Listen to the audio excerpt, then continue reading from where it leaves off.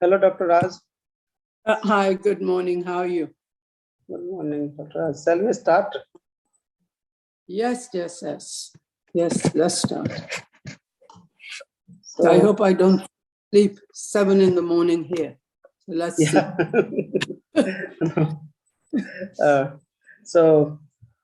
Thank you, Dr. Raj, for accepting our request for this lecture. I'd like to inform you that this is first unit, block 1, first unit 1. This is very first lecture of Migration Global Compact for Migration Certificate Program. Although we have started with GCM objective, but technically this is the first unit of the course. Hello, everyone.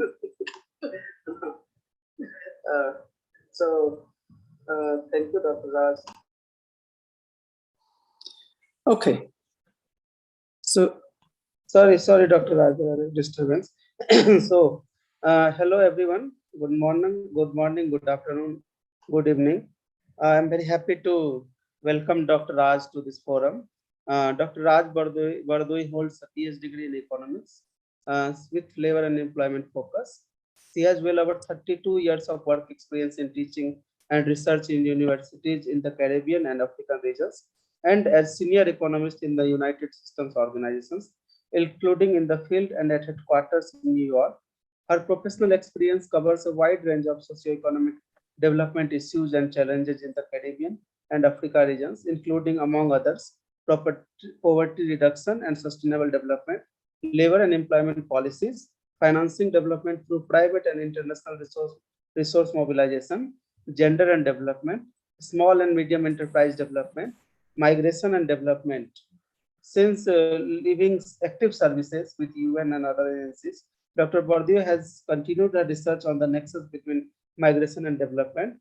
This she has pursued as an individual consultant, researcher, and also as an external research affiliate at York University's Center for Refugee Studies in Toronto, Canada, and as a visiting research fellow at the Institute for African Development, Cornell University in New York State.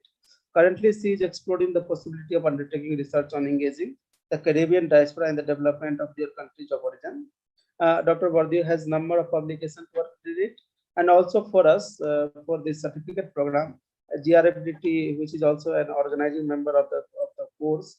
Dr. Raj is currently associated as a vice president of our forum, GRFDT. So with these very few words and very abstract introduction, I would like to welcome Dr. Raj for this lecture. Dr. Raj, we have 90 minutes time, and we hope to do some question answer also in between. So please, and I'll share your PPT so that, shall I share your PPT, Dr. Raj? yes, please. Yeah, okay. Can you hear me? Yeah. Yes, Dr. Raj. So I'll be here with PPT. Please let me know whenever you so we go to the next slide. Well, let me just welcome the participants. Good morning, good afternoon, and good evening. I am currently in Washington, D.C. So greetings from Washington, D.C. I am very pleased that you guys can make it to this lecture. And as Dr. Rakesh mentioned, that this is the first in the series of special lectures for your GCM course. So we are going to cover today the history of migration, essentially evolution of migration. I didn't like the word evolution because it seems now you're going back very far. So I decided I would call it as history of migration, which is not a detailed history, but nonetheless, to give us some perspective. So Rakesh, next slide, please. Thank you. Okay. So what we're going to cover in this lecture today in the first hour, I suppose, because the 30 minutes is for Q&A or any comments. We have the introduction, international migration, and anyway, you can have a look at it and I'll proceed with the, okay. So we'll do international migration in historical perspective, and this will be a very, very, very brief overview, leading us to contemporary global migration. And we will be looking at the trends, patterns, regional dimensions of migration, and then migration challenges and concerns, and then we'll wrap it up, followed by Q&A. Next slide, please. Thank you. Right. So as we all know, and you have heard many times, that migration is as old as humanity itself. That means people have been moving around for millennia. So this is not something very new.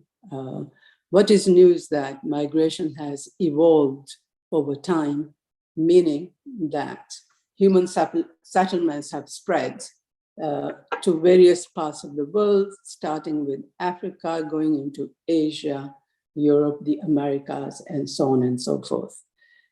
These movements were slow in the beginning because of the transportation issues. The means of travel were primitive, and resources at the disposal of people who wanted to move around were also limited.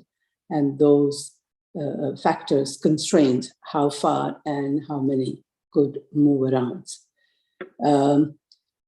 With European colonization, which was in Africa, first in Africa, Asia, then to the America, later to Oceania, which is New Zealand, Australia, and New Zealand, and also smaller islands in the Pacific.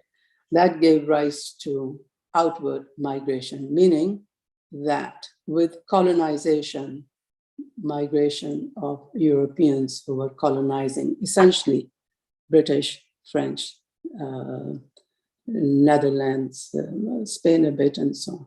So migration picked up during colonial times, but not significant. Again, as I said, the means of transportation were primitive, and it wasn't regular people who were moving. These were people who were colonizing, but not so much in large numbers. Next, please. Next slide, please. Thank you. Okay, so European migration to the colonies or to these various regions was temporary, and in some cases it was permanent if they went as settlers. And there are many examples of Europeans settling in Africa, to a smaller extent in Asia, but of course settlers in the America, Australia, and New Zealand. They went as sailors, soldiers, priests, farmers, traders, or administrators of these colonies. Now, these were not very large movements. So the large movement actually started with the discovery of the New World, which is the Americas, in the 15th century. And because of the vast resources of this region, land, mineral, and so on, that opened up new opportunities to discover what could be, how those resources could be utilized.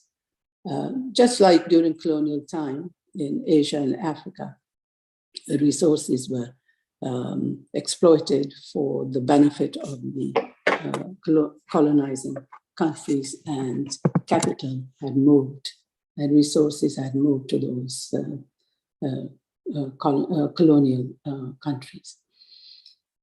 So the large scale, as I said, migration started with the discovery of the Americas, and some pioneers, initially some pioneers means those who took the first move to go and explore the United States.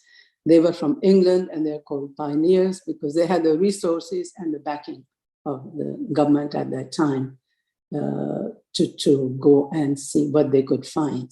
So these pioneers, they came to America using small boats and so on, with the difficulties, and I won't labor on what they did to the natives in Americas. We all know that the natives, there were conflicts, and the land was confiscated from the natives, and they took over large tracts of land while marginalizing natives and dispossessing them of their resources.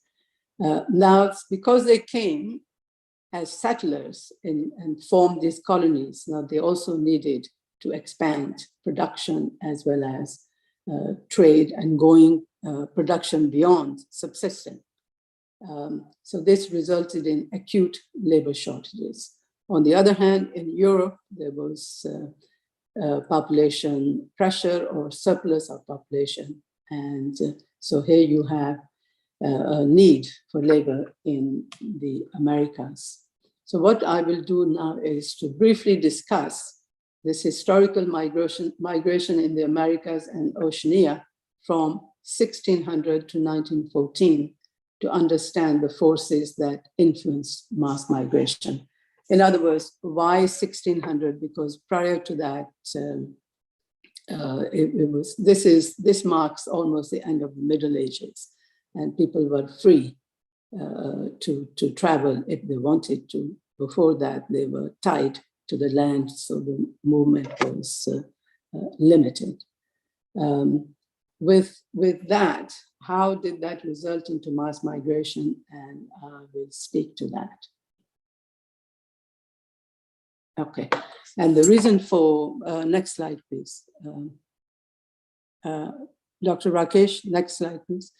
The reason for studying the previous migration or the earlier migration is what we can learn from that in terms of the factors that had affected or influenced the migration and how that informs us in our contemporary situation. This will be, we only covered 1914 to 45 because after that, migration slowed down in the United States. And then we will move on to the post-1945 migration, which is contemporary migration. Okay. Next slide, please. As I mentioned earlier, that these were pioneers who came to the United States to see what was available. And of course, there was a lot that was at their disposal. Now, these migrants, pioneers also had a responsibility in a way to send resources to England as well. Now, the issue was how to make use of those resources with limited labor power, because there was nobody else except the natives, and it was difficult to work with the natives, particularly when you have come and stolen their resources. They will not work for you. So as a result, initially there was white indentured labor from England to work in agriculture, essentially in the subsistence. And as production expanded, and they went into subsistence, from subsistence to commercial crops. There was need for more labor and more reliable labor. White indentured labor was contract labor that had come for or that were contracted for a short period of time, 5 to 7 years. And they had their passage and some upkeep was paid in advance. So they had to work for these plantation owners to pay off the debt before they could find their own way or work freely. So as diversification of production took place to commercial crops like tobacco, then coffee, sugarcane, cotton, and so on. Before all of that happened, a lot of labor was required. And now for the plantation economy, the question was how to increase the labor supply into these colonies. Around that time, Britain and France also had a number of colonies in Africa, Asia. So that became a source of labor. But initially, they started with slave trade in the late 15th century and brought in, that was labor through coercion against their will.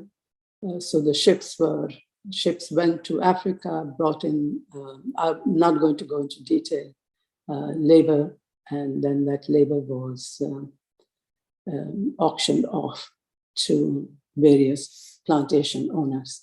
the conditions were clearly pretty bad and horrific and highly exploitative.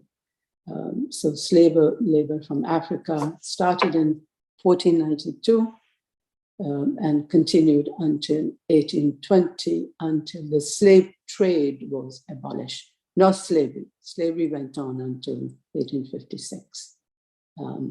So this was to fill in the high demand for labor, for the plantation economy.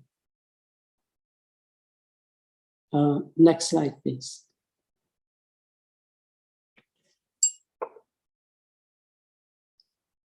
So in this period, the period 1820 to 1914 is actually the period where there was a surge in migration from. So while there is slave migration from Africa through slave trade, it is estimated that roughly 12 million people came to the Americas as slave labor. Then from 1820s, no, with slave labor, because the conditions were so bad, so there were revolts, and conditions allowed that kind of revolts for slaves to free themselves from those exploitative conditions. So there was a disruption in commodity production.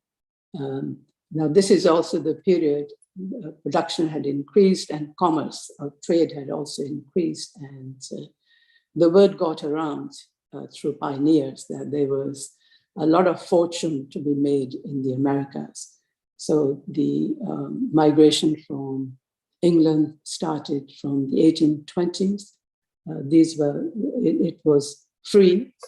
Europeans could come to the Americas without any restrictions. There were no legal barriers and there were no administrative barriers. They could just walk in as long as they had money to pay their way. So here I see the role of pioneers as networking in the increase in migration as well as in the expansion of migration from other countries, namely after England, Germany, then Northern European countries, and eventually Southern and Eastern European countries. Sorry, am I okay? Can you hear now? A bit late. Yes, Rakesh, yes, Dr. Raj. Yes. Okay. Okay, Yes. So this period, there was surge in migration from 1820s to 1880s, essentially from West European, North European countries, and then, as I said, Southern and Eastern European countries. It reached at a level quite a bit to fill the needs of the plantation economy. Italians and Spaniards, they moved to South America because of the cultural affiliation. They felt the language thing.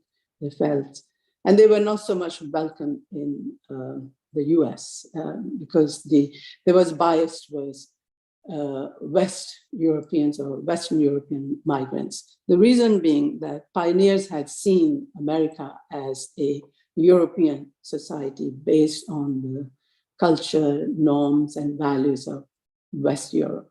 And hence, there was preference towards West European migrants.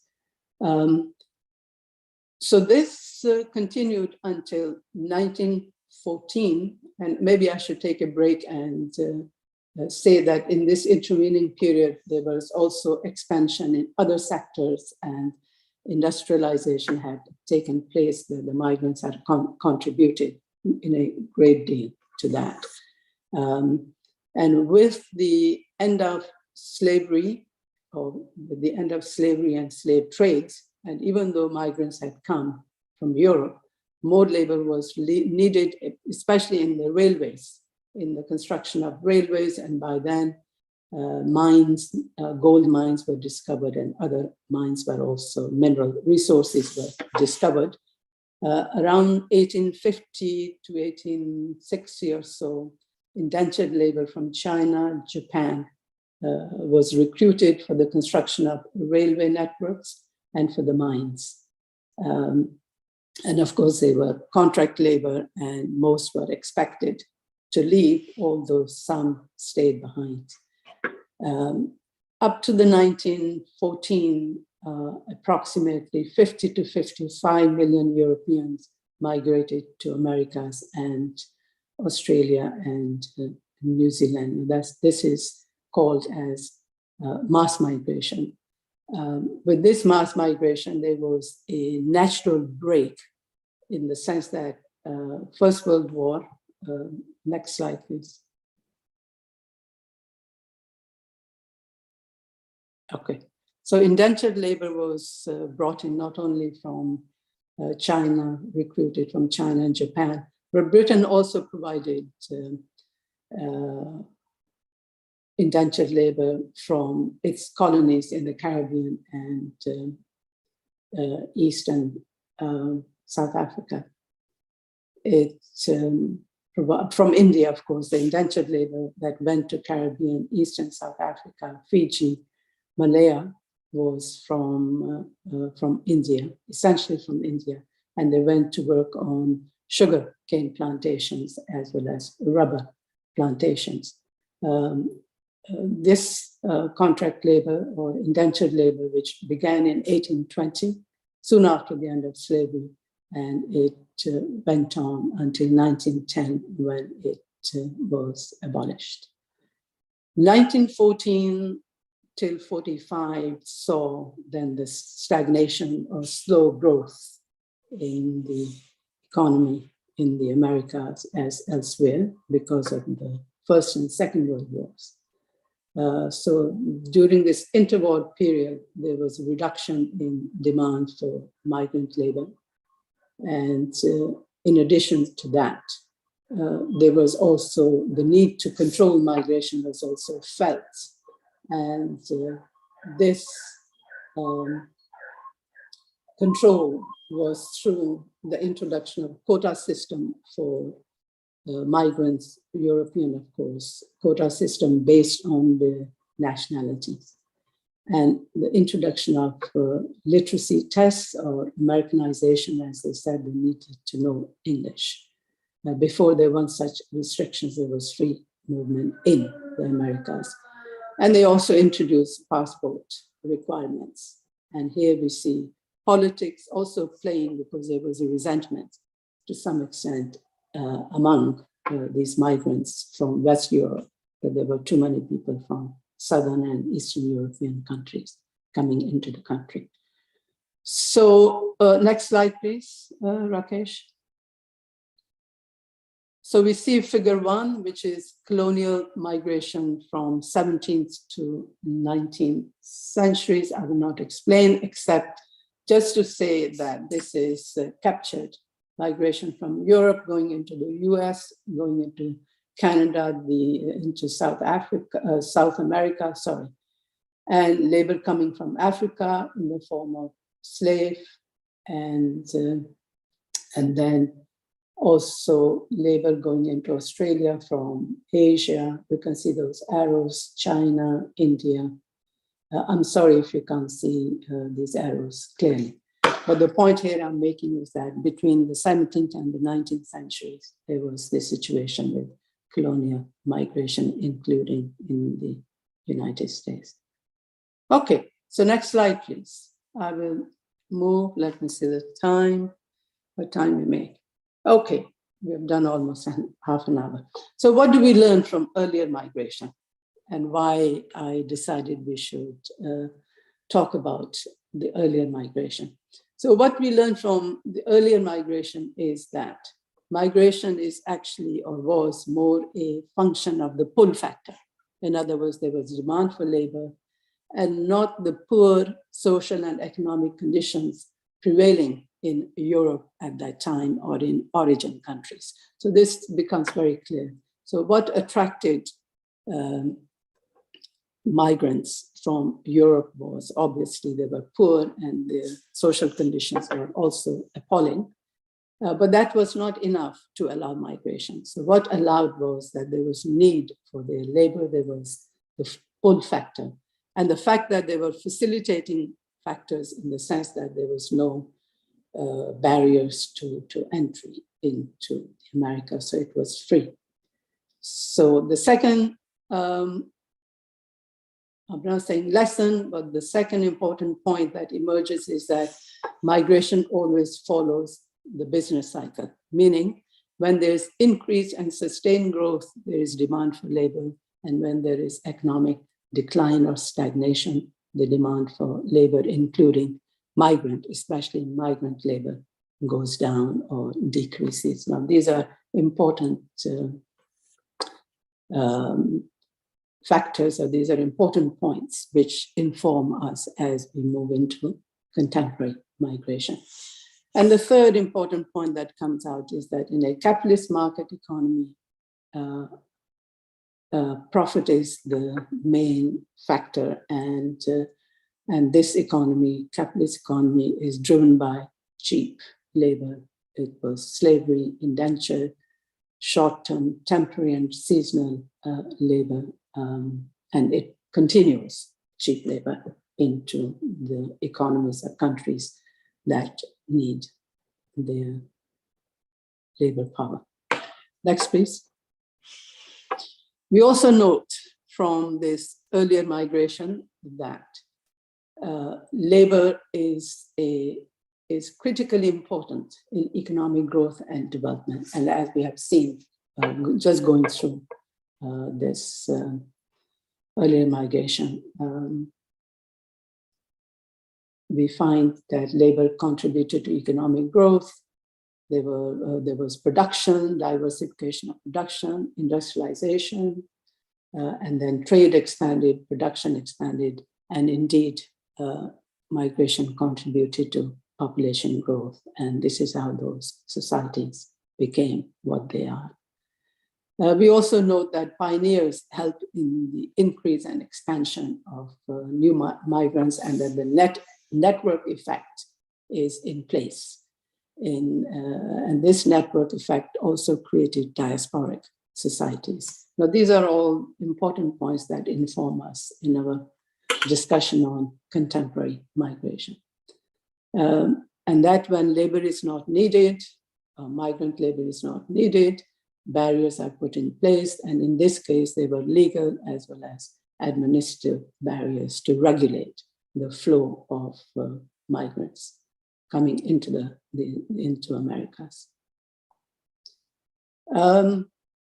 I didn't mention that not all migrants that came to Europeans that came to America came for the economic reason. Of course, that was a predominant reason.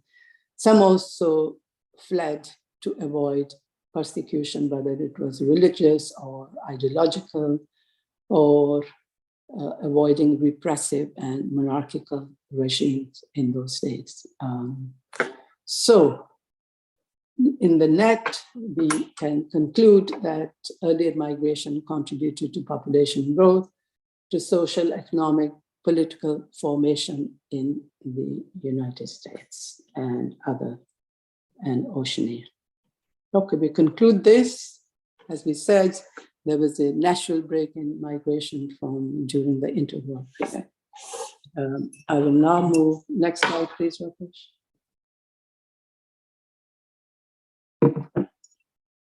Now, we move to international migration post 1945. The trend between 14 interwar period was reversed as Europe went into the reconstruction phase, and there was increased demands for labor which could not be met through domestic sources. And this time also witnessed increase in economic growth, because there was a lot of activities to build Europe or to reconstruct Europe. And here the Marshall Plan that the United States had put in place, with billions and trillions of dollars of resources to rebuild Europe, came in handy to help with the economy and the development of various sectors, which resulted in economic growth and upward trend also in migration. Initially, migration came from colonies, from England, France, because people responded. There was this open door now. Some were able to go in because I think the migration policies came into place in the 70s, but it wasn't free for all, especially if they were national subjects of France or England. They had preference in terms of migration. So they moved because they were really subjects, they were colonies. And most colonies got their independence in the late 40s or late 50s in the case of Africa, early 60s. So there was movement from former colonies to England and to France. This period, the 1970s, also witnessed the beginning of globalization, that is free movement of trade to some extent. There was increase in trade, investment, and this led to increase in demand for labor. So this was met, as I said, initially people from former colonies, or those who could enter these countries, came in as migrants, but migrants were also recruited from the European periphery, meaning people from the East and there around. But they were hired as guest workers. They were not like coming in as permanent residents. So they were guest workers on temporary work permit. I think migrants from Turkey also went to Germany in particular as guest workers, as single guest workers. So in this period witnessed the 70s, a sort of transition for West European countries from net emigration, in other words, net exporter of labor to the US, to now net importer of labor from the periphery of Europe as well as from other countries. So this is migration transition, that is transiting from exporting labor to receiving or becoming a destination country that is not only origin of labor, migrant labor, but became a destination country. Next, please. Thank you. Okay, and as I mentioned, that this labor was met through migration to countries, and essentially guest workers came for other Europeans other than West European countries. So this went on until the 70s, and there was the oil shock we are all familiar with of 1973, which resulted in increase in the price of oil. And since most of these countries were going through highly industrialized phase, they needed oil for the production of various industrial commodities, and the oil shock drove the economies into stagnation in industrial countries, and as well as slowdown in migration. Although those who were there permanently because of the connection with the former, their status as citizens of former colonies, they stayed on. It seems most of them stayed on because they preferred, there wasn't much scope, and to go elsewhere. But at this time, there was some sort of family reunion, so migration through family reunion increased. Now, this is a period when there was this paranoid in England, lesser extent in other European countries, about how migrants are a security threat, and migrants were targeted. And I don't know if you guys are aware of the 1970s migration acts that were put in place in England to stop the stem of migrants coming from former colonies in the Caribbean as well as Asia.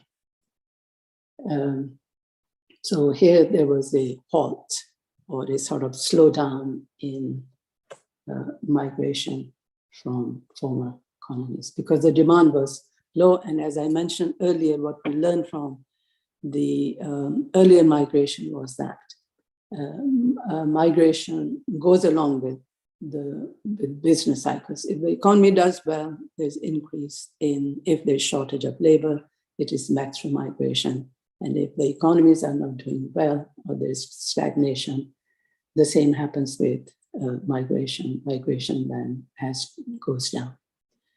With the reconstruction of Europe in the 60s, 70s, and even though there was a temporary stagnation in the late 70s, 1980s and 1980s picked up economic growth, and so did international migration. But this time, if you recall the earlier figure 4.1, where there was concentration of migration to the Americas and Oceania. But in the 80s and 90s, or late 70s, 80s and 90s, migration destinations diversified. And this time, I have to also add that globalization had accelerated for two reasons. There was also developments in technology, not only in transportation technology, but also in ICT, information communication technologies. There was this period, the 80s, also witnessed the introduction of the laissez-faire economic policies, where which means that economies in Western countries impose their economic policies onto developing countries, which was deregulation of the economies, marketization, the greater role of the markets, relaxing in the controls on importation and exportation of goods and services. And although developing countries were part of the globalization, but on unequal terms, because they were not able to compete. Lots of developing countries, especially in Latin America, Asia to some extent, and Africa in particular, had accumulated external debt. In the case of Africa, most countries had attained their political independence in the early 60s, late 50s, and the drive towards development was a natural response. And there was quite a bit of, I am not saying industrialization, but drive towards setting up import substitution industries. And here, parastatal sector, which is government and the private companies partnered, but government played a greater role in terms of investment into these sectors, and they were all geared towards substituting goods that were being imported into Africa, into Latin America. But with this liberalization and liberalization of trade, as well as the other economic deregulations and so on, trade deregulation, they found themselves difficult to compete in the open market, as their own internal dynamics had not improved or increased to the extent to compete freely, because there was no protection. Protection from government was non-existent with this globalization. So in the 80s and 90s, migration picked up, international migration.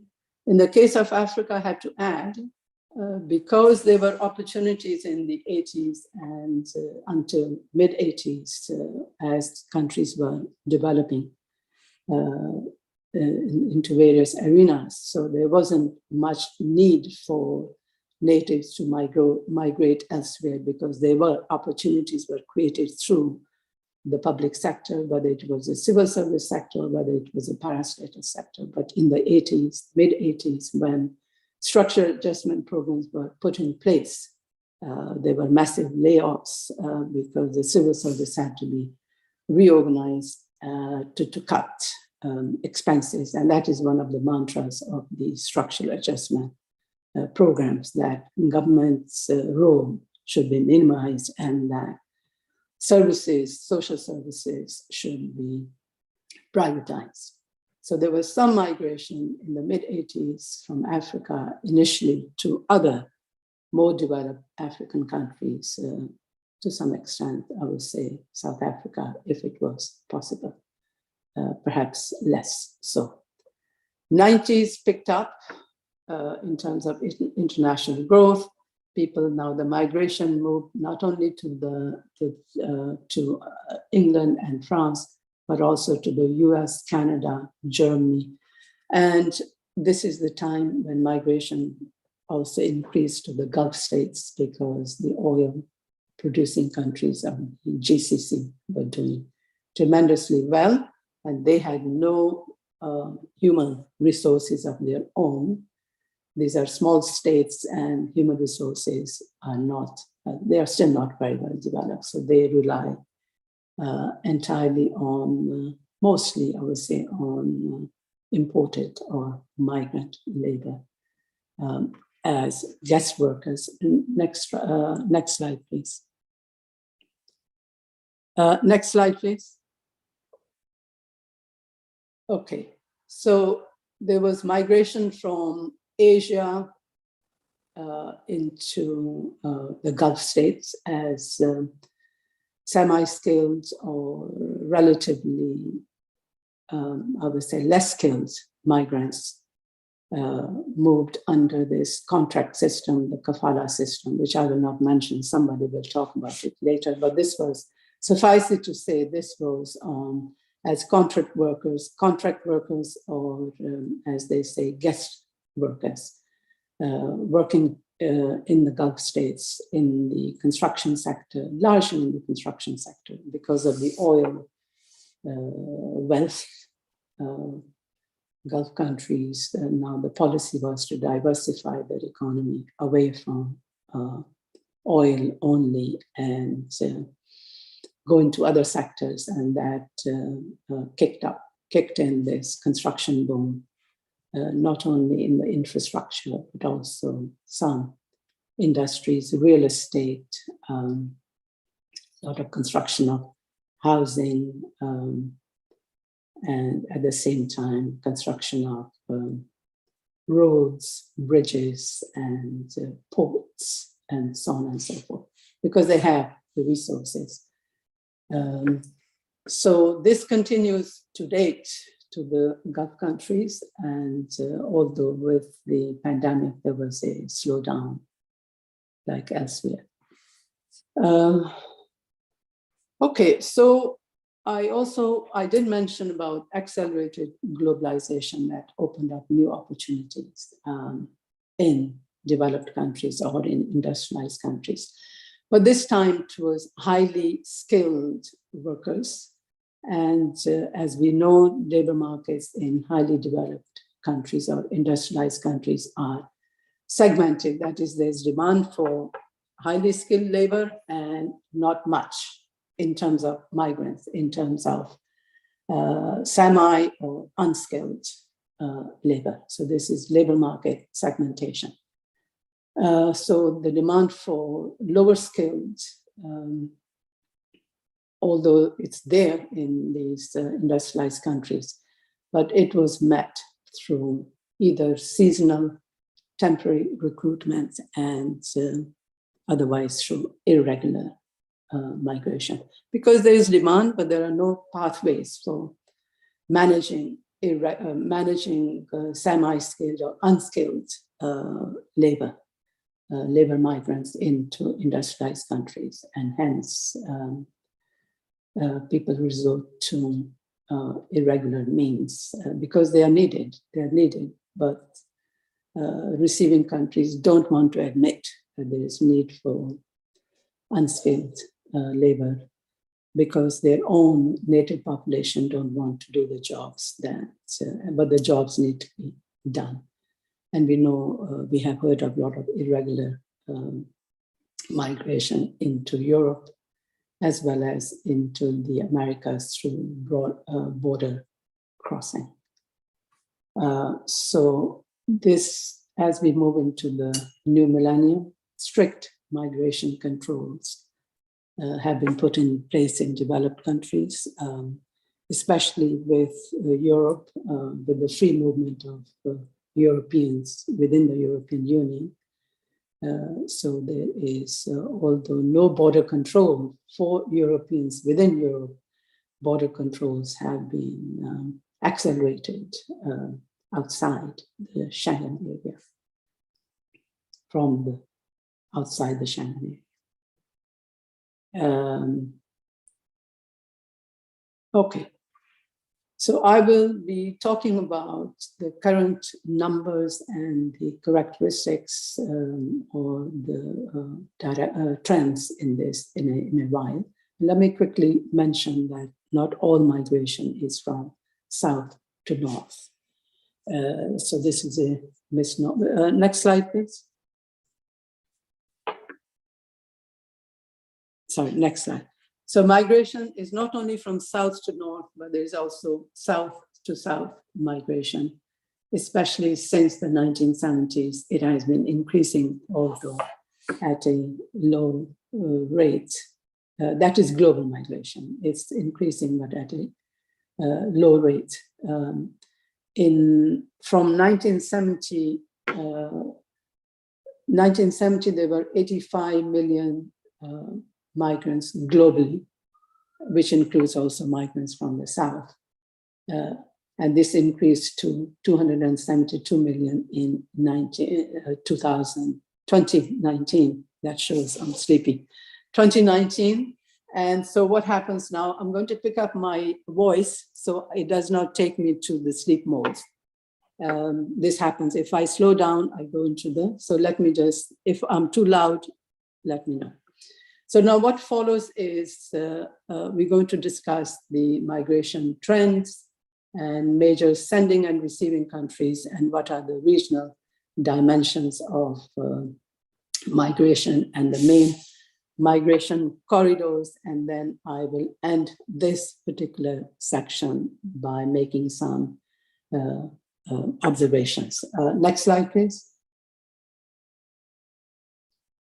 So international migration trends, the major source is, of course, the Global Migration Report or International Migration Report of 2020, which has historical data, historical trend from 1970 to onwards to 2019, which is the latest that is available to us. And as you can see from this table, I hope you can see these tiny figures. If not, I am not going to go through it, but to say that there has been a gradual increase in the number of migrants globally.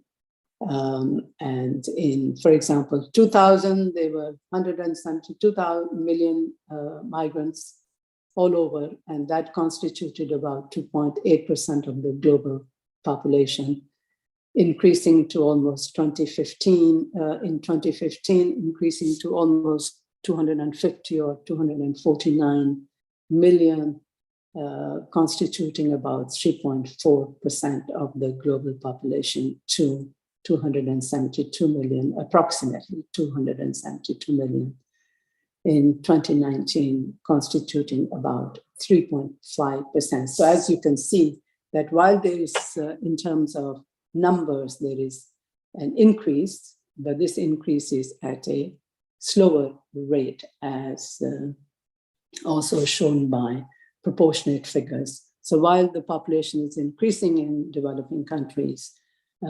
migration, international migration has not caught up to that level. So hence, it's called the rate of migration is slow.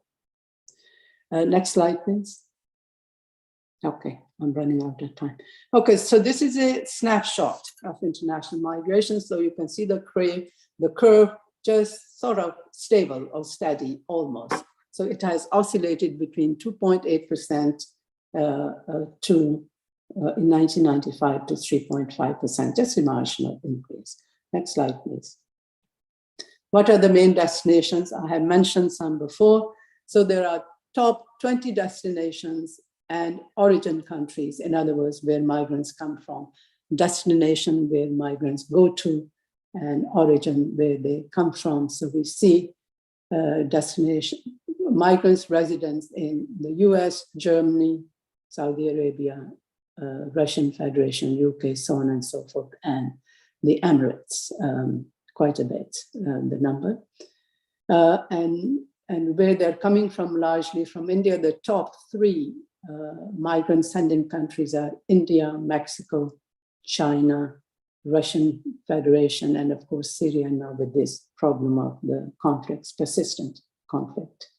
Bangladesh is also not too far, as is the Philippines, not too far, Ukraine and so on, because of the connection with the former Soviet Union. So there are migrants going there. Next slide, please. So if you show this in terms of the map, this map is international migration from 45 to 73. And these arrows, now you can see there are many arrows from all over the world, it seems. But please note that in terms of destination, there's a cluster of destinations, although there is diversification in terms of the origin of migrants, where they're coming from, but where they're going to continues to be just a small group of countries that are receiving.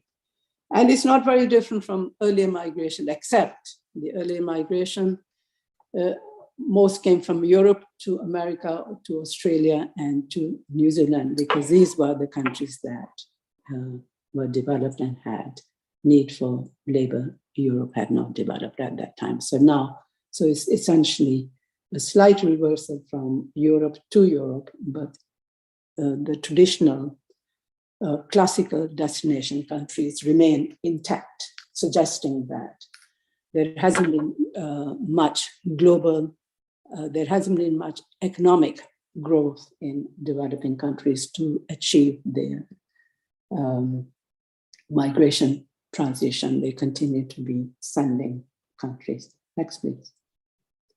Now, this one just shows the proportion of international migrants in various countries. I'm not going to I'm sorry, again, it's very small, but you will have slides available to you.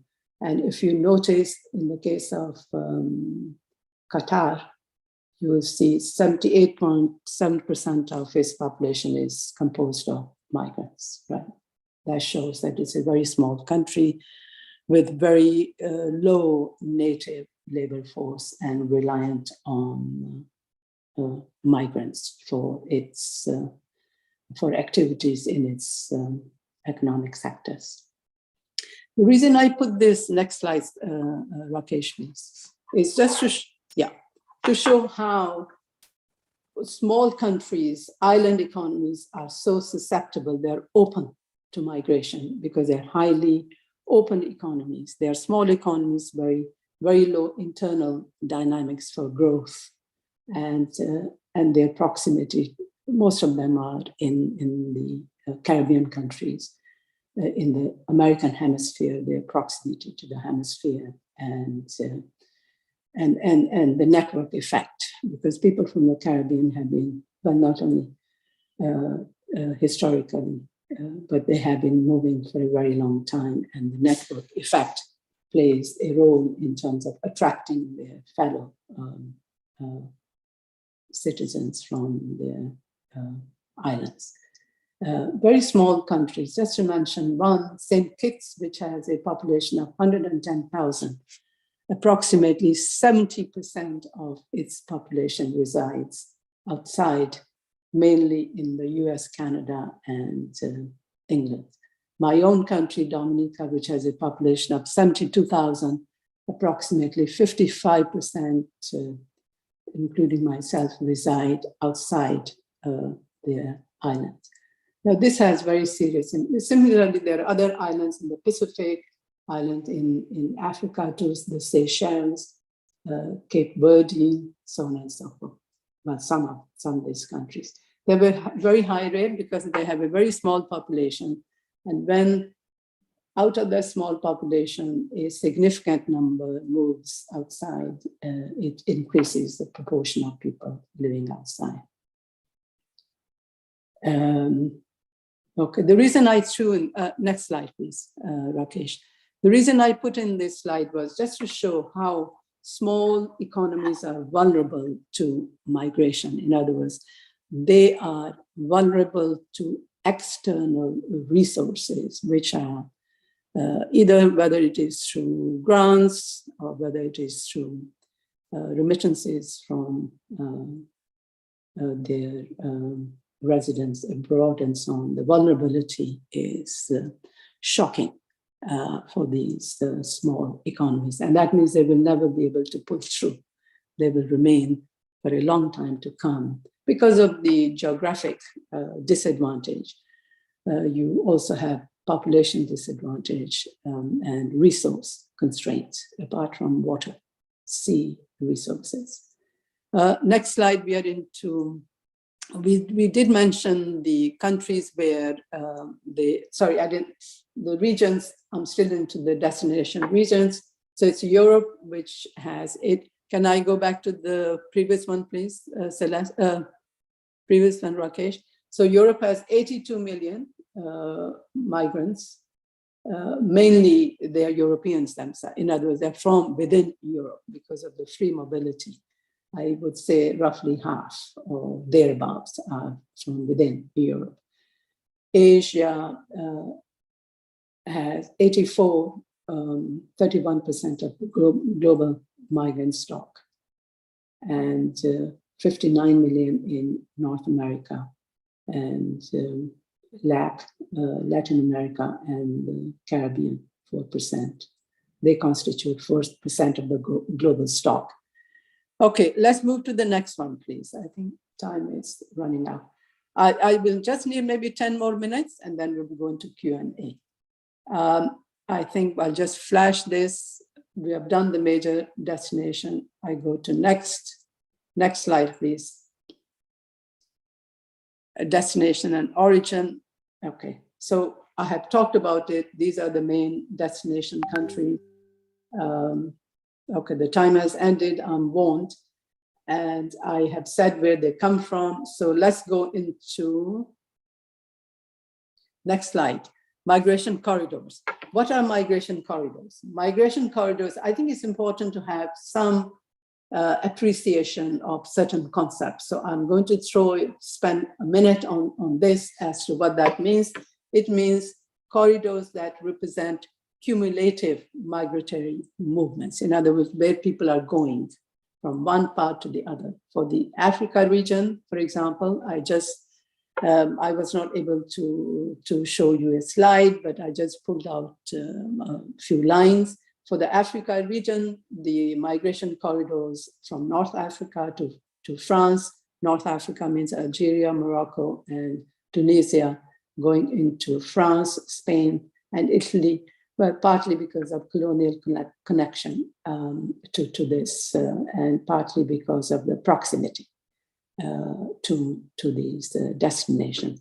In Egypt, there is the migration corridor is to Saudi Arabia, again, because of some geographic proximity, but more so cultural similarities, language, religion, and so on. And Saudi Arabia prefers, initially in the beginning, when migration began, they had favorable,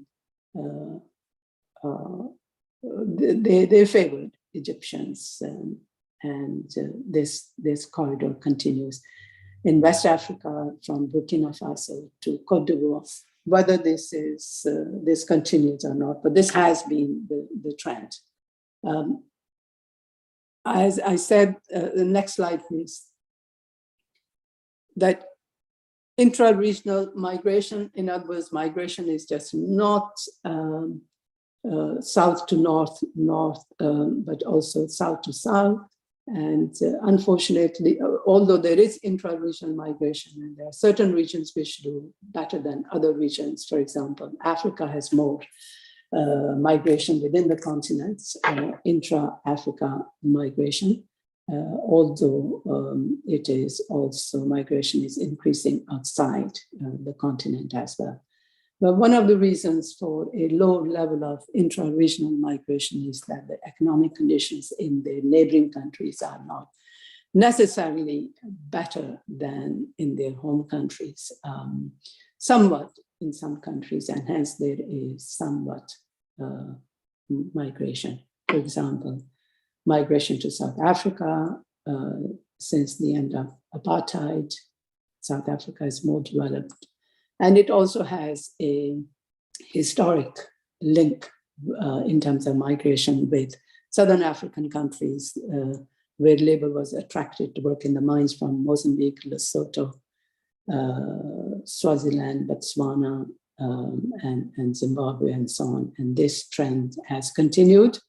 And now the skilled and semi-skilled migrants from other parts of Africa are also migrating, especially skilled if the situation warrants. In Europe, as I mentioned, there is more intra-regional migration, and it's increasing and it's dynamic. In the LAC region, unfortunately, there is a low intra-regional because of the economic dimensions. So it plays limited role. More recently, because of the conflicts or political turbulence in certain countries, Venezuela and so Colombia and certain other South American countries are hosting. So there's a bit of movement, but not much. It's playing some role, but very limited. I have talked about Asia, and within as I said, in Asia, there are about 50% of the migrants are from within.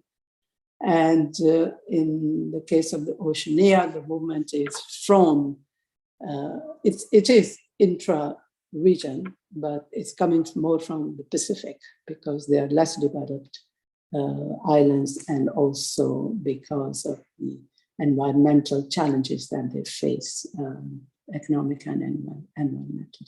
So what are some of the observations? Quickly, 5 minutes, Rakesh, before you take me to the Q&A.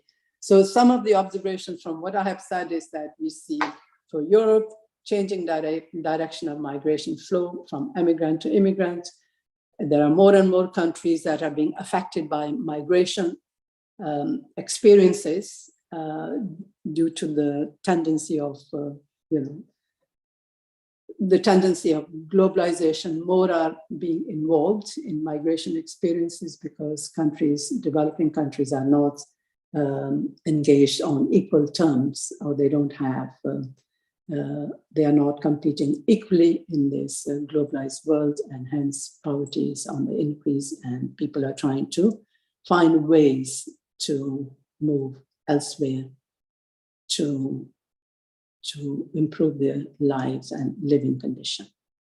We also notice in this period, the contemporary period, a proliferation in migration transition countries to, for example, Poland, which was basically an emigrant. A lot of Polish moved to England, almost 1.5 million.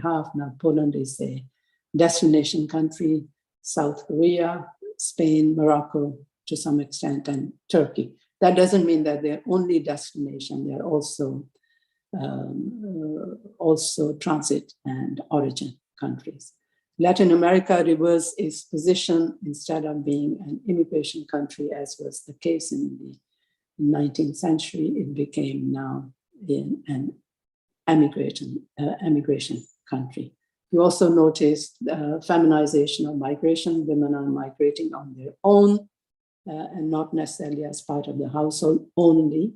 There is south-north, south-south migration to GCC has increased, which is temporary migration. And eventually what we notice is that migration remains unidirectional, that is going to one direction, a cluster of developed countries, and it hasn't gone more to other countries which are not developing. So in conclusion, contemporary migratory movements and policies seem to be influenced by those that happened in the past, and hence there was a reason to spend a bit of time on understanding earlier migration. And that labor continues to play a key role in the development of the destination countries, labor destination countries, and that the contribution of migrants remains decisive. Next, please, Rakesh, in the interest of time. What are the implications of this large-scale migration especially for European countries? As you can see, migration has been politicized, and there is this resulting xenophobia, racism, discrimination, because people are in the guise of security threat, that migrants pose a security threat, and hence we need to control this, even though we need the labor. The irregular migration is increasing in the absence of legal pathways. And as developed countries have aging population and lower fertility rates, it is likely to trigger demand for also unskilled or semi-skilled labor to provide services to the aging population. Last slide, please. Challenges, last slide, please. Challenges, sorry, another, keep going. I'm rushing now. Next one, please. Next one, please. Next. Next. Because I spoke to these and did not show the slides, my apologies. Okay, next, please. Challenges and policy concerns. Okay, challenges and policy concerns. As I mentioned before, there's a growing politicization of migration. The challenge of irregular migration, which continues, it is not only exploitative, dehumanizing, but the status of these migrants is insecure, and they also there are risks to their life because a lot have perished. We get the news and we know what is happening to these. And that means there is this smuggling continues to be in business, and as well as trafficking in humans for exploitative purposes continues to be in business. Some of these concerns center around jobs and employment, that natives are replaced by migrants, which is not the case, as I mentioned, not necessarily the case, because if natives' job preferences are elsewhere, then there are jobs available to those who are willing to work, and hence some of the irregular migrants feel there is a niche for them. With this migration picking up, there are cultural, social, and cultural transformation, and the multiculturalism, where I think there is some resistance in some countries towards multiculturalism. They want to be monoculture, which in a globalized world is a dream. So it leads to racial tensions. As a result of the improvement in transportation technology, as well as in communication and information technology, there is the formation of transnational societies. That means migrants are not only do they live in one country and forget about the country they left behind, they maintain, at least the contemporary migrants, they maintain links with their countries of origin, as travel is easy, affordable, and long distance is not a challenge anymore. So this means transnational societies, because they are not in one country, but they also have links with the other countries. There are also the challenge of multiple citizenship. Some origin countries or migrant sending countries have relaxed their citizenship regulations to allow linkages and to attract the resources of their diaspora and migrant population to the development of their home countries. So therefore, they have loosened certain citizenship regulations. So if you have multiple citizenship, it is the host countries are not too sure about your loyalties, whether you are loyal to the country in which you live currently, or your loyalty is divided. And I mean, there are some cases where conflicts in origin countries have been financed through the contribution of diaspora. So anyway, so these are some of the challenges. So I think this is the last slide, but suffice it to say, migration will continue because there is need for people as the fertility rates in developed countries are near to zero. And the aging population needs not only services, the aging population's needs have to be financed. And therefore, you have a higher dependency ratio. In other words, there are more aging population to working age population, and therefore it affects the economic growth. So migrants fill in that gap. So it will continue. But whether it will be highly selective, and we already know how certain countries, Canada, Australia, and even England, have put in place highly selective mechanisms for accepting migrants on the basis of the point system. The higher the point you secure, okay, the greater the chances, and especially if you have the resources to come along with it. Okay, so thank you very much, and I do apologize for going above my time allotted for this lecture, but as you would appreciate, there was quite a bit to cover. So now over to you for any questions, observations, any thoughts, any points of dissension, or further clarification, and Dr. Rakesh is going to help me navigate that. Thank you so much. Over to you, Dr. Rakesh. Thank you, Dr. Raj. We have another maybe 14 to 15 minutes. We can take a few questions. John Gloria, please unmute yourself and please ask question. John. Thank you, facilitator, and thank you, our moderator, Dr. Raj. I am Joan Gloria from Kenya, and a student in this GCM class this year.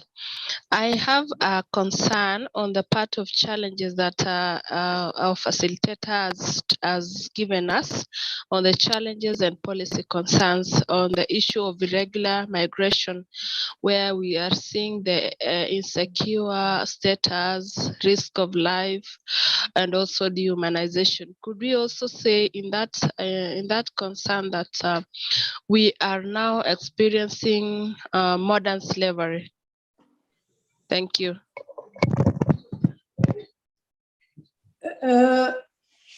Yes, especially as I mentioned earlier, that there is irregular labor is exploited because they are not in a secure legal status. And they can't go around and complain that I'm not being paid the wages due to me, because then we will be sent away. So it's a format, and and the United States is a classic example. There are 11 to 12 million irregular. Nobody knows the figure because they are not registered, so we can't say for certainty, but there are a very large number of irregular workers who, as they say, they work under the table, they work under exploitative conditions, not only in terms of wages, which are due to them for their hard work, but also the conditions of service. They are not protected in their medical health coverage. It's not protected. They don't get leave. If they get leave, they lose their wages. So it is highly, yes, the continuation. So the answer is not to continue irregular migration. The answer is to regularize. In other words, to create legal pathways for migration or for migrants who cannot otherwise, or who do not have certain credentials, who do not have certain skills, and yet their labor power is needed. So it is how, and I think this is one of the objectives in the GCM course that you guys are doing, and it will come a bit later, that how some of the legal pathways for legal migration could be put in place, whereby people who don't necessarily have high skills or who are not highly skilled or do not have enough resources to come into the country as entrepreneurs or business people, but they have to resort to. And it's exploitative in the sense that they have to sell off whatever little resources they have back home, whether it's cattle or whether it's their house or whether it's their jewelry or whether it's their savings. So this is, they have a lot to lose in the hope, and they lose their lives. Some of them lose their lives. They have lost everything. So it's not only modern slavery, it's a loss. It's a loss to humanity. It's loss to people. It's loss to lives and dignity and humanity of people. And this has to be resolved. In other words, to what extent the origin countries have to put in place certain I'm not saying regulations to stop, because you can't stop people, because they're desperate. They will resort to any means that will allow them to lead a decent life that they deserve. Okay, next. Benedict, please unmute, Benedict. Yes. Yes. Hello. Hello, everyone. My name is Benedict. My name is Benedict Poole from. I come from South Sudan, and I'm trying to research on the topic of migration in what is known as the Sahel, or what you call in our country the Shamal region, which is basically, it also incorporates Darfur, Kordofan, and northern sides of South Sudan. So there's this thing of I wanted to ask if for example, a society that embraces migration, for example, the transatlantic, from the African history, we had the transatlantic trade and the trans-Saharan trade, whereby some communities such as the Berbers and many Afro-Arabic tribes participated in the migration. Can we term this as cultural migration or traditional migration? In need of knowing the terminology. Thank you.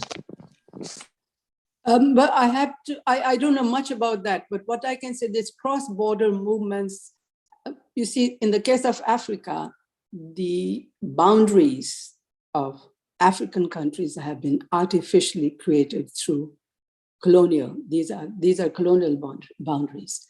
People in traditional societies move from one place to the other, especially pastorals people. They were moving freely from one part to the other for grazing their cattle and finding other means of survival. So this sort of cross-border movement continues, especially this is critical cross-border movement when it comes to trades.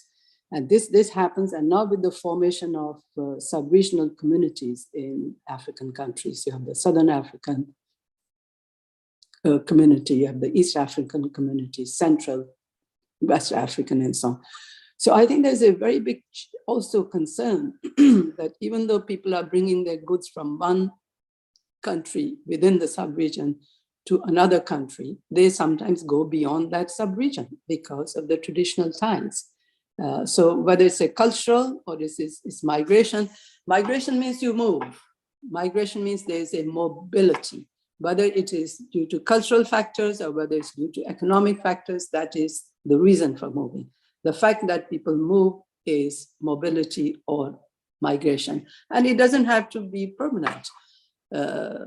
You move temporarily, you come back, and this is called circular. You go for 6 months, 2 months, 3 months, you come back, you go again, you come back. That is circular, keeping going round and round. Next.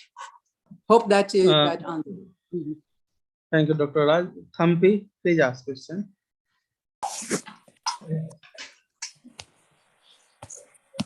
Hello. Hello. Yes, yes. Namaste, namaste, ma'am. How are you? I'm fine, thank you. And how are you?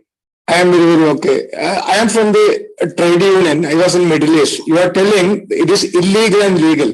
So what is the credential which make the barrier? Because in Middle East, even if you go as a legal migrant, the legality has got no control over the migrants. The sponsor fix. If he is not renewing the visa, automatically the innocent migrant become illegal and he will be in jail. So what is the credential, or how we can protect the migration wherever we go? Because as long as the globe is there, migration will be there. So the exploitation is too much to the migrants as long as it is continuing. So how even the ILO, I am a trade union activist, even ILO supporting the fascist, not the migrants, laborers. Sorry to tell you like that. Yeah, I didn't get the question. So let me say what you're trying to say. No, I will explain. You are telling illegal migrants are more exploited. Am I right? You are telling like that. No. Okay. I take it. All labor is exploited. Using the classical Marxist analysis, labor is always exploited. Yeah. Because labor does not get the reward of his or her work that in relation to his or her contribution. That is classic.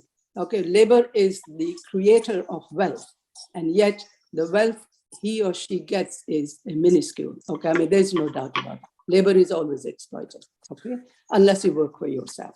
And then you hire somebody and you exploit the other person. Now, as regards, so whether irregular labor is exploited more than the regular labor is the question? No, my dear, I will clarify. Even if you are going as a regular migrant to Middle East, if the sponsor is not renewing the migration visa, automatically the migrant become illegal. And after working for 1 or 2 years, if the sponsor not renewing the sponsorship, automatically he will be in jail as an illegal migrant and he will be deported. Yeah, thank you. Okay, I mean, I think most of us are quite familiar with the system in the Gulf countries, in the GCC, the kafala system that you're actually exactly. It's bonded labor. It's like what was happening during slavery, right? Yeah. It's your bondage. You are not free to change your job or free to change your employer, and your stay is conditional upon the time that you have been given to work. So it's not even, it's contract, but it's worse than contract. Yeah. Because you're contracted to the employer and you're contracted for a period of time. After that, your status changes and you have to leave or be deported. You can't look around for another because you cease to become regular. Because even though there might be better opportunity, you have to leave to be then called back to be employed again, and that means going through again more expenses of paying the middleman. So we are familiar with that. So I am not disagreeing with you that they're not exploited. The conditions are pretty bad. I have done some field work in some. I will not name the countries. In the GCC, I have done field work in some of these countries, and I have seen the conditions with my own eyes. It is bad. It is very bad. Despite the fact that there are bilateral agreements between the sending country and the destination country, it doesn't have, it's bad, it's quite bad. And yet people continue to go. It shows that despite the bad conditions, exploitative conditions and low salaries and insecure status, people are still going because there's no other opportunity. There's no other possibility. I'm sorry about, it's really bad. That's another story. Next, Rakesh. Thank you, Dr. Raj. So we have 3-4 questions. What we'll do, we'll invite everyone to ask quickly. in a few seconds. Then you can answer all questions together because we have Okay. only hardly 4 minutes. So give me a second. Negoji, please ask very quickly. Negoji Luis. Hello. Yes, Hello. please ask. Okay. My name is Ngozi, not Nagozi. Achha, okay. Sorry, sorry. Yeah, and it means blessings in my tribal language, Igbo. Yeah. So Yes. I think some of the things I wanted to talk about have been discussed. My own take is nobody migrates without having problems. It's only people who migrate are people with problems. It doesn't matter which type of problem, whether it's economical, whether it is due to conflict or due to climate, you see. And the externalization of borders and migration externalizations by EU with some countries is pushing people more and more underground to find a way to escape the conditions in origin countries. And smugglers and human traffickers are keen into this to make more profit. So there should be less externalization of migration, and so that people who are trying to come over, who are trying to run away from problems, will see solutions to their problems. That's my own. Okay. Thank you. Thank you. Manu, please ask question. Manu Tuli. So I want to ask, since we have discussed the history of migrations today, so my question is, can you throw some light that how the immigrants and their identity had to struggle in the host countries? So this is my question. Thank you. Thank you. Thank you, ma'am. Harjinder Singh, please. Harjinder. Hello, ma'am. Am I audible? Yes, yes. Okay. I want to just ask that can you please provide any reference of any book, any article which collaborate all the history which we discuss in this lecture? I'm sorry. This Okay, will I'll be- come to that. Okay. Last question, Dr. Raz, before we finish. Yugen, please ask question. Yugen? Yes. Sorry if I pronounced it. Yeah, it's okay. Thank you very much. Am I audible? Yes, yes, please ask. Yes, thank you for the insightful lecture.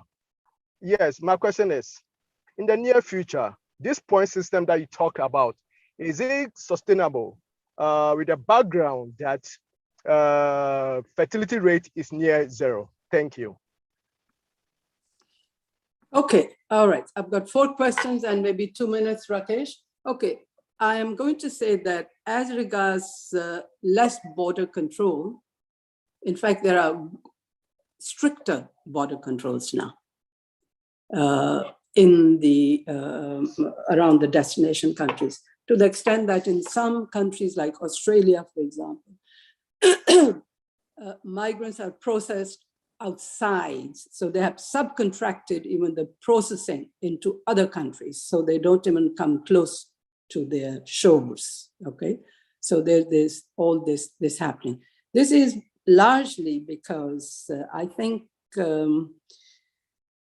and this will take me to the question on the why there are more or why there should be less border control. It's, well, you see, it's a question of security. The world, you can't have an open world while the global world is supposed to be open in terms of capital, trade, and the flow of goods and services, but it's not open in terms of humans. So humans are still, they are subject to the sovereignty of the country. You see what I mean? Goods and capital and investment, they move freely, but not human beings.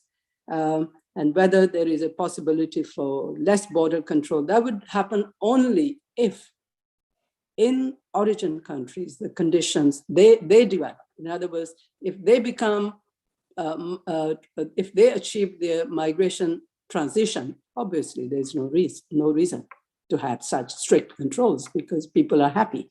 What happened in the European Union, the borders were relaxed. They reached up to a certain level of economic growth and development within Europe, so Europe became borderless except to non-Europeans. So the point I'm making is that, and that I think ties down with this whole issue of immigration control and irregular migration. The fact that it is happening is that globalization has worsened the condition of developing countries in terms of growth and development. It has put them behind, and it has created greater inequalities within as well as between nations. Now, unless that is tackled, I suppose migration may, for some people, be an outlet. Nobody wants to leave the country to go elsewhere, except the conditions that dictate you to go elsewhere, as the earlier migration showed us. Okay, now as regards the identity struggle for immigrants in the host country, well, it's a question of to what extent they feel integrated. Integration is not just going to work. So there's economic integration if you find a job or if you find a decent job, okay? Sometimes migrants are going, even though they have the qualifications, in certain countries, you still do work which is below your skills. And that is my fear. That some of the unskilled job is being done by skilled people because they have to survive and pay their bills.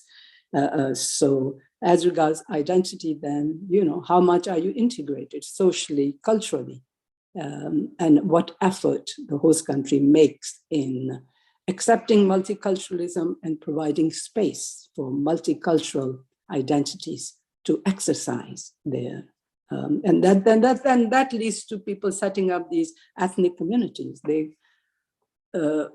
Indians go in one place, the Bangladeshis in another place, West Africans in another. So they resort to those communities for the sake of maintaining their culture or their identity, if, of course, who they are or what they are is not accepted in the host country. Now, this is a big question, and I don't know if it captured in one of the lecture series prepared for this course.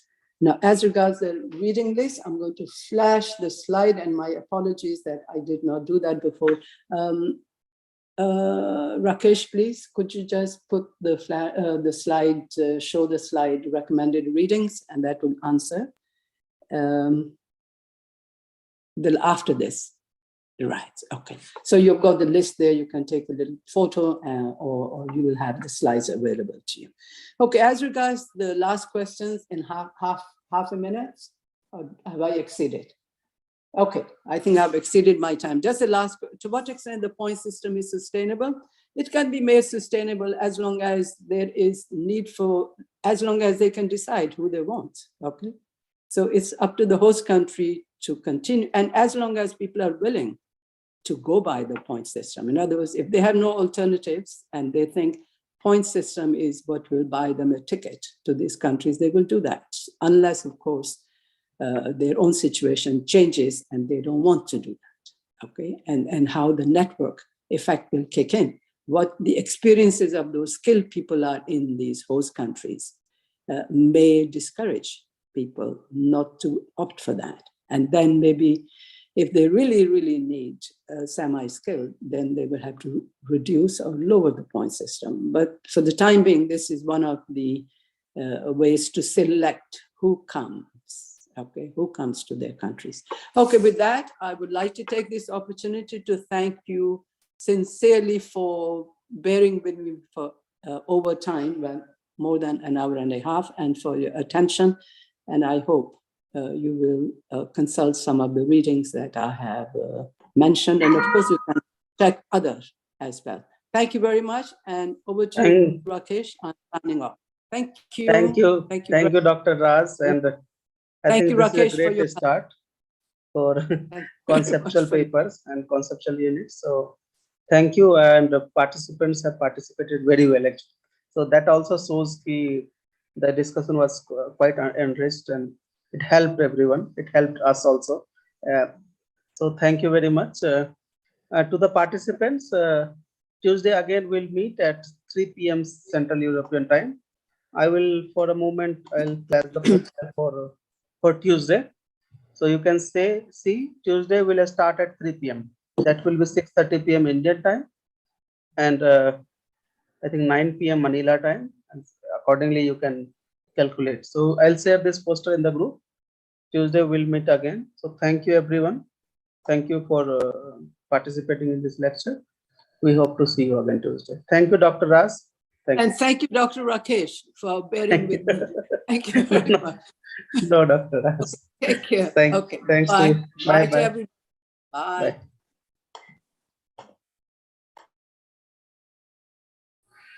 Bye. Take care and have a great weekend. Bye. Thanks. Hi, bye from Ghana. Bye, Thank you, everyone. everyone. Thank you. Thank you. Bye, everyone. Bye. Bye. We'll share the slide also in the Bye. group. Thank In the you. class. Share the slide, please. Yes, we'll do that. Thank Thank you. you. Share the